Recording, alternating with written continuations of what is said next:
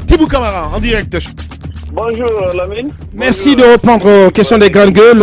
Vous avez suivi nos premiers débats. Le président de la République, le professeur Alpha Condé, a-t-il dit oui ou non que des ministres volent ou qu'il y a des ministres voleurs? Ce que je pourrais appeler vraiment une tempête dans un verre d'eau et un conflit d'interprétation, dans la mesure où moi-même j'étais présent à cette rencontre où il aurait tenu ses propos. En fait, nous sommes entre Guinéens, nous nous connaissons suffisamment. Si nous voulons une reconversion des mentalités dans ce pays, il faut oser la vérité et situer les propos dans leur contexte. Tout le monde sait qu'en Guinée, de façon générale et depuis longtemps, les ministres jugés les plus populaires, les plus sympathiques, sont ceux qui sont enclins à prendre l'argent public et à le distribuer pour acheter les consciences et avoir les faveurs de l'opinion. Et à chaque remaniement, ils s'attendent à être reconduits. S'ils ne le sont pas, le plus souvent, ils soulèvent une certaine levée de bouclier pour justifier la légitimité à être présent ou à être reconduit dans le gouvernement. Le chef d'État, donc, a estimé qu'il fallait interpeller l'opinion par rapport à ce genre de choses. Parce que, comme je l'ai dit, Lamine, en Guinée, depuis longtemps, les ministres jugés populaires, ce ne sont jamais ceux qui ont un bilan. C'est ceux qui sont estimés avoir de la générosité envers l'opinion publique. Plus souvent, les ministres qui ont travaillé, et des hommes rigoureux, le plus souvent, non seulement ils ne sont pas restés longtemps dans le gouvernement, mais lorsqu'ils en sont sortis, tout le monde a applaudi parce qu'ils ont été jugés méchants. Parce que simplement, ils ont fait leur travail avec scrupule et conscience. Bien, on va revenir sur ces propos, M. Tibou Camara, c'est très important.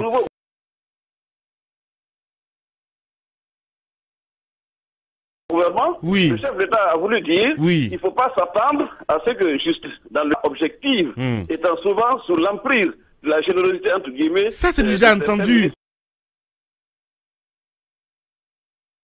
C'est déjà entendu. On a vu quand même le président de la République à la télévision. Et, si vous voulez, c'est boutade en ce qui concerne ses ministres référés sur ça. Il n'a pas inventé non plus, monsieur le ministre.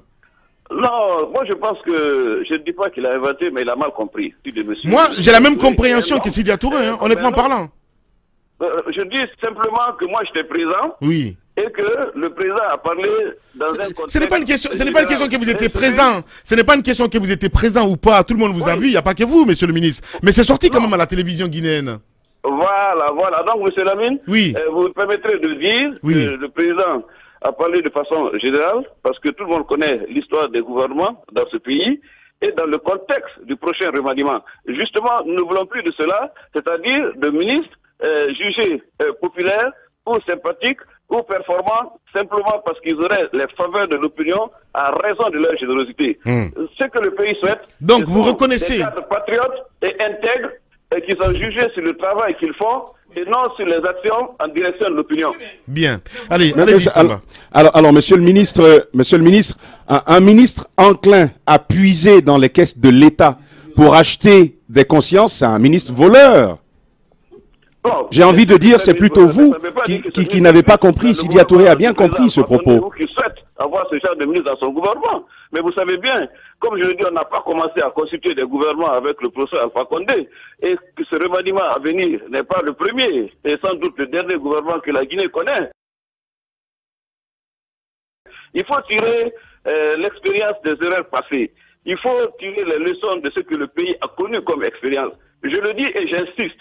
C'est une constance dans notre pays de plébisciter ceux qui paradent avec l'argent public et de condamner ceux qui font leur travail avec une certaine conscience et des scrupules. Vous le savez, je le sais, nous le savons tous. Oui, mais monsieur le ministre d'État, sauf que, on vous a écouté bien entendu, sauf que ce que vous dites, vous admettez à mots couverts pratiquement que le président, en énonçant les choses ainsi, s'adressait ou parlait bien entendu de ces ministres donc qui volent et qui détournent les ressources publiques pour acheter des consciences et pour avoir la faveur de l'opinion. Comment vous appelez ces ministres si ce ne sont pas des ministres voleurs?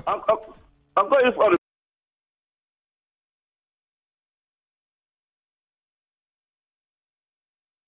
plus l'erreur de compréhension vient du fait constat d'ordre. Je sais que des gouvernements dans notre pays, depuis l'indépendance, il y a des gouvernements dans ce pays. Il y a des pratiques qui sont connues venant des ministres. Et l'essentiel des réformes que nous voulons faire et l'ambition que nous avons dans notre pays, c'est de mettre fin à ces pratiques. Mais elles ne datent pas d'aujourd'hui. Et elles persistent parfois. Mais il faut pouvoir y mettre fin. Et c'est la volonté que le chef d'État a exprimée en mettant en garde l'opinion, justement, dans le jugement qui est là de ces ministres qui ne sont pas souhaitables ou recommandables pour notre pays. C'est un constat qu'il a fait et qui va l'inspirer dans la constitution du prochain gouvernement. Je ne vois pas où est le problème. Allez-y, Matanko.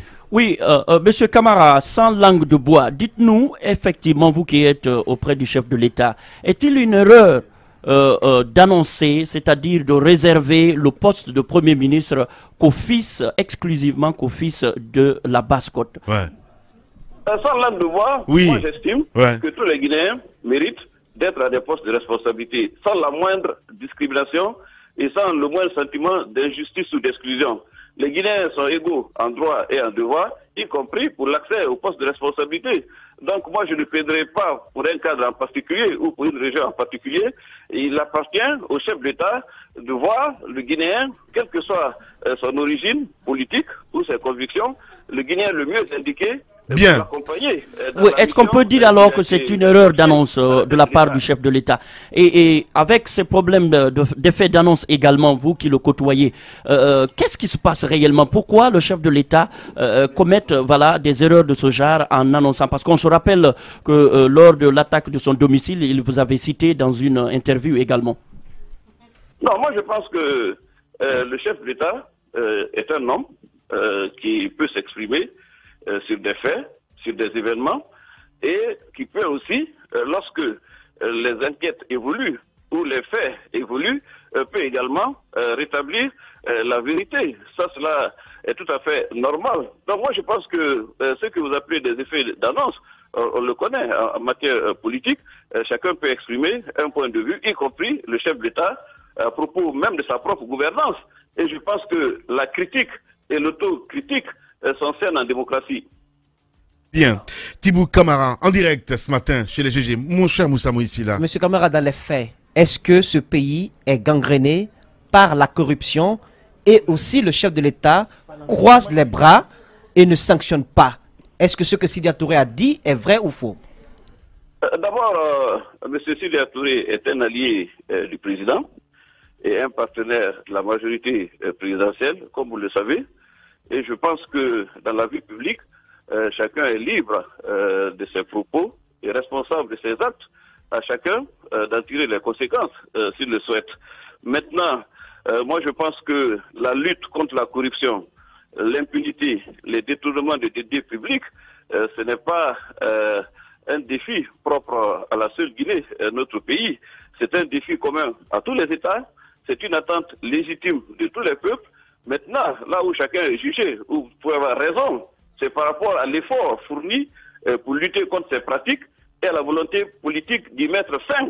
Sinon, je ne connais aucun État au monde qui ne se plaigne pas de corruption, de détournement de deniers publics. Vous suivez l'actualité, vous voyez ce qui se passe au Brésil, vous voyez ce qui se passe en France, qui est une grande démocratie, même aux États-Unis, où un ministre a été remercié pour avoir affrété un avion aux frais de l'État. Donc, partout il y a des hommes.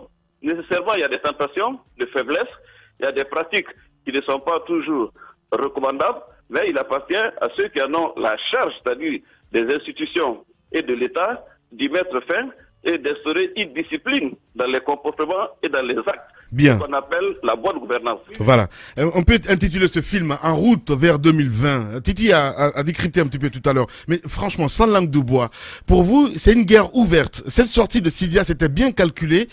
Quelle analyse avez-vous de tout ça? Parce que d'aucuns parlent évidemment de... Politiquement, est-ce que vous y voyez déjà les prémices ou les escarmouches d'un jeu de massacre dans la perspective de 2020? Il est évident que tous les acteurs politiques qui comptent dans notre pays ou qui voudraient compter demain, en marchant en 2020 dans leur tête. Et il est évident que cela va influencer leurs propos et leurs comportements. Ce n'est pas par hasard qu'on assiste à une recomposition brusque du paysage politique, aussi bien au sein de la majorité que de l'opposition. l'agenda est clair, c'est l'élection de 2020. Chacun essaie de s'y préparer en y allant le mieux préparé possible. Et naturellement, vous l'avez dit ce matin, dans ce contexte de succession non ouverte et non déclarée encore, puisque le rendez-vous de 2020, c'est vrai, c'est demain, mais pour l'instant, il y a d'autres rendez-vous comme les élections législatives et d'autres échéances à venir. Mais il est évident aujourd'hui que 2020 est dans la tête de tout le monde par rapport à l'avenir proche et lointain. Et donc, c'est ce qui explique qu'aussi bien au sein de l'opposition, vous le voyez, vous l'avez dit ce matin, de la majorité, il y a une recomposition et ça va dans tous les sens. Bien. Et malheureusement pas dans le bon sens. Voilà, ça va. Ce qui est le plus important, Ouais. ce qui est le plus important en politique, Ouais. c'est d'être cohérent. Bien. D'être cohérent. Ah. On ne demande à personne, on ne demande à personne, on ne demande à personne Ouais. d'être honnête en politique. Mais oui, Mais c'est possible vous avez d'être lancé un petit peu, allez, on va dire la petite balle, quoi, d'être cohérent. On va venir un petit peu, Monsieur Sida Touré. Allez-y, Moussa Mouissila, pardon. Ouais. Quand vous dites être cohérent, vous, qui fait dans l'incohérence, monsieur Thibaut Camara? Non, ce qui fait dans l'incohérence, c'est d'avoir un discours qui ne correspond pas aux actes ou d'avoir des actes qui ne correspondent pas à l'engagement. En clair. Non, en clair, Je vous dis très clairement, Les grandes gueules. est encore allié du chef de l'État et partenaire de la majorité présidentielle. Oui. En tant que tel, Ouais. de la même manière, nous avons des devoirs vis-à-vis de lui. Oui. Lui aussi, il a des devoirs vis-à-vis de nous. Ouais. On ne peut pas appartenir à un groupe. Mais et se j'ai- sentir j'ai- totalement libre de ce groupe et s'affranchir des règles de fonctionnement au sein du groupe. Mais cet allié, M. Thibaut Camara, il a dit dans cette émission, il ne bénéficie d'aucun avantage lié à sa fonction, il n'a pas de budget de fonctionnement, c'est juste quelqu'un qui essaie de rendre service, en tout cas au chef de l'État, selon le partenariat qui les lie. Alors, est-ce que vous pensez que c'est un allié encombrant? Non, ce n'est pas un allié encombrant. Tout le monde a sa place au sein de la majorité. Et Alors, c'est un allié qui n'est pas totalement loyal, alors. M. Sidia Touré a pleinement sa place au sein de la majorité et a toute la confiance et l'estime du président de la République jusqu'à présent. Mais il lui appartient, bien sûr, d'en mesurer la portée et aussi d'en respecter les principes et les valeurs. Moi, encore une fois de plus, je ne demande à personne d'être honnête en politique. Mais nous pouvons être constants. Ça veut dire qu'on peut évoluer dans son choix, mais une fois qu'on a fait un choix, de s'y tenir jusqu'à encore en politique. On confond le fait de changer et même le droit de changer au fait de varier sans cesse, même dans le choix qu'on a fait. Cela n'est pas concevable et ça brouille non seulement le message,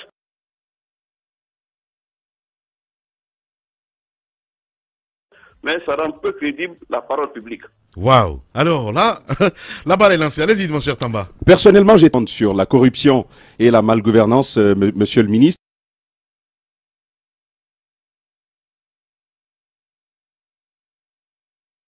Est-ce que vous en parleriez comme d'un phénomène totalement normal en Guinée? Ce n'est pas l'heure. Et ça va à l'encontre de notre aspiration commune, avoir une société juste et équitable. Donc ça ne peut pas être un phénomène normal. C'est même ne pas la combattre qui est anormal. Et je pense que c'est une quête quotidienne et permanente. Parce que partout il y a des hommes, il y a des faiblesses, il y a des tentations, et aussi il y a des règles pour leur accès. La séparation de pouvoir est née un peu de cela. On dit que tout homme qui a le pouvoir est porté à en abuser. Il faut que le pouvoir arrête le pouvoir. Ouais. C'est ce qui explique la séparation des pouvoirs. Donc, Justement, sauf qu'en il faut Guinée, prétendre les à la institutions sont perfection absentes, pour la comme le vérité dit absolue. Bantanko. Allez-y, Tanko.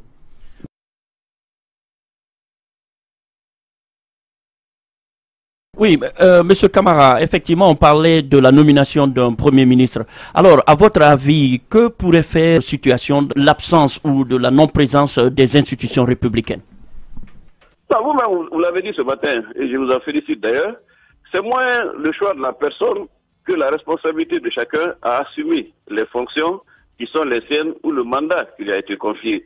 Un bon Premier ministre ou un mauvais Premier ministre, puisqu'il s'agit du même poste, ce n'est pas la nature du poste ou l'ampleur de pouvoir, c'est la personnalité de chacun et la responsabilité et l'aptitude à incarner une fonction, c'est ce qui fait la différence. Et donc, vous pouvez nommer n'importe quel Premier ministre, vous pouvez élever n'importe qui aux fonctions les plus élevées, s'il n'a pas le sens du devoir, de la responsabilité, et comme vous l'avez dit, pouvoir dire non, on n'ira nulle part. Donc il faut souhaiter que le Premier ministre prochain, quel qu'il soit, ait le sens du devoir et de la responsabilité. Vous verrez la différence. Voilà, Tibou Camara, en direct ce matin chez les GG, conseiller personnel du président Condé. Monsieur Tibou Camara, entre un allié qui fait dans la critique et qui fait dans la proposition, qui est proactif, et un allié Béni Oui à Faune, vous préfériez quoi si on vous demandait? Non, un allié ne peut jamais être un allié à Faune. Vous savez, au sein de la majorité, il y a des débats, il y a des instances où des discussions ont lieu. Ne croyez pas que sur les questions, toutes les questions, on a chaque fois le même point de vue, mais nous débattons, et une fois qu'il y a une position commune, la discipline, la solidarité et l'éthique commandent, même si on ne partage pas la position d'y adhérer. C'est pourquoi on parle de discipline et de solidarité gouvernementale, on parle de devoir de réserve. M. Sidya Touré a accès au président de la République, vous l'avez vu, sa porte lui est ouverte, il le reçoit souvent, il communique également. Je pense qu'en tant qu'allié, la loyauté aurait commandé de critiquer de l'intérieur, de discuter avec son partenaire des désidratats qu'on a, des réserves qu'on a, et même des contributions qu'on veut faire. Mais quand on est allié et on met l'allié dans une position difficile, en le critiquant ouvertement ou en laissant s'y poser ou entendre des divergences profondes ou même une rupture sur certaines valeurs, je pense que ce n'est pas très élégant ni amical vis-à-vis de son partenaire. C'est mon point de vue. Voilà, allez-y. En clair, cette sortie du samedi dernier, Sidya Touré, le leader de l'UFDG et de l'UFR, au représentant du chef de l'État, en clair, il aurait dû s'en passer en tant que partenaire. Moi, je pense que, en tant que leader politique, il était libre de faire ce qu'il a fait, et il garde sa liberté et son indépendance, mais vis-à-vis du partenaire qui est le président, j'estime personnellement que c'est incongru et inamical. Voilà. Allez, dernière question, monsieur Tibou Camara. À quand la journée nationale de la presse? La journée nationale de la presse, c'est vrai, on l'avait envisagé depuis un moment, mais compte tenu de la succession d'événements que le pays a connus, je ne dis pas que ce n'était pas la priorité, mais on a un peu relégué cela au second plan. Mais justement, maintenant que le calme est revenu et que la vie a repris son cours normal, nous allons y réfléchir parce que justement, les médias ont un rôle extrêmement important dans notre démocratie. C'est le dernier rempart et la fonction critique que vous exercez et qui est tout à fait dans votre vocation honore notre pays. Et le plus souvent d'ailleurs, heureusement que vous êtes là pour modérer les positions et rappeler à chacun ses engagements antérieurs, présents et futurs. Bien. Alors, ces deux réactions du côté du RPG. On a là Junior Condé qui nous écrit ce matin. Comment combattre la corruption alors que tout le monde, tout le personnel politique continue, donc tout le personnel politique est un comptable public. Il pose cette question et il y a son lieutenant qui réagit. Dites, monsieur le ministre Tibou Camara, qu'il y a bien la corruption avec ce gouvernement, qu'il arrête de maquiller les choses. Mais personne n'a dit qu'il n'y avait pas de corruption. C'est qu'il a mal compris mes propos. J'ai dit qu'il n'y a aucun pays où il n'y a pas la corruption, où il n'y a pas de détournement de deniers publics. Ce sont les seuils qui diffèrent et la volonté des États et des chefs d'État à y faire face. J'ai été clair, je crois. Vous étiez clair. Merci beaucoup, en tout cas, monsieur le ministre, d'avoir répondu à nos questions ce matin. Merci beaucoup et vive la clarté et la cohérence dans le débat politique. Bien. Allez, encore une autre pique.